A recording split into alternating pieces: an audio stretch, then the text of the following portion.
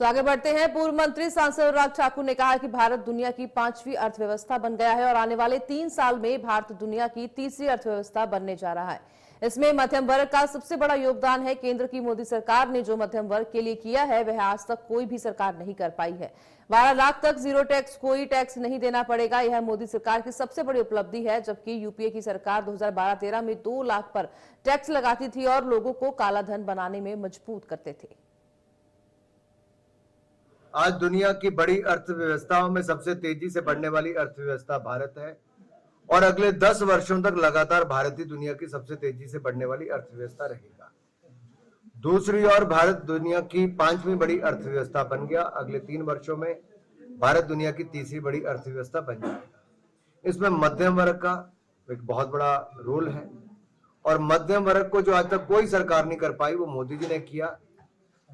12 लाख रुपए की आमदन तक जीरो टैक्स, कोई टैक्स नहीं देना पड़ेगा, ये मोदी सरकार ने किया है। आप याद करो, यूपीए की सरकार 2013-14 में 2 लाख से ज्यादा की आमदन पर 35-40% टैक्स लगा देती थी। इंदिरा गांधी जी की सरकार 1970 में 97.5% टैक्स लगाती थी। अब ये हालत काला धन बनाने पे मजबूर करते थे। आज मोदी जी ने जनता को ईमानदारी की राह पर लाए, देश की विकास को नई रफ्तार देने का काम किया। देश में 96,000 किलोमीटर नेशनल हाईवे थे जो 1.5 लाख किलोमीटर हुए। तीसरा बड़ा नेटवर्क मेट्रो का दुनिया भर में 1,000 किलोमीटर का हमारा बना। 8 एम्स थे 24 हो गए, 9 ट्रिपल आईटी थे 25 हो गए। 3,23,000 किलोमीटर ग्रामीण सड़कें थी, 7,70,000 किलोमीटर हो गई। 16 आईआईटी बढ़कर 23 हुए, 13 आईआईएम बढ़कर 20-21 हो गए।